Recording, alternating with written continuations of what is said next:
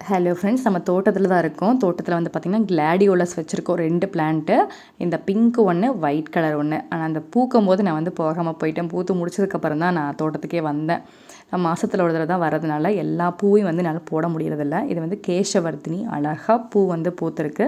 இந்த மாதிரி விதை போட்டாலே நல்லா வளர்ந்துடும். இப்போ வந்து மேல் வயலுக்கு தான் போயிட்டுருக்கோம்.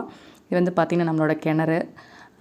இந்த சைடில் வந்து பார்த்திங்கன்னா நம்மளோட நெல் வயல் எல்லாமே அறுவடைக்கு தயாராகிட்டு இருக்குது. ஃபுல்லாக நல்லா விளைஞ்சி வந்துக்கிட்டு இருக்குது. இன்னொரு 1 மாதத்தில் வந்து பார்த்திங்கன்னா அறுவடையும் ஸ்டார்ட் ஆயிரும். இங்கே வந்து தான் நம்ம லோட்டஸ் வச்சுருக்கோம். லோட்டஸ் வந்து பார்த்திங்கன்னா அவ்வளோ ஹெல்தி பிளான்ட்டாக இல்லை. ஆனாலும் வந்து பார்த்திங்கன்னா ஒரு குட்டி பட்டு வந்து வந்திருக்கு. நல்லா ஓப்பன் சன்னில் தான் வச்சுருக்கேன். நிறைய மேனிரும் போட்டேன். ஆனாலும் வந்து பார்த்திங்கன்னா லீஃப் வந்து நல்லா ஹெல்த்தியாக வரல. குட்டி பட் வந்திருக்கு. நல்ல வேளை நான் தோட்டத்துக்கு வந்த அன்னைக்கு கரெக்டாக அந்த பட்டு வந்திருக்கு. இல்லைன்னா வந்து இதையும் மிஸ் பண்ணியிருப்பேன்.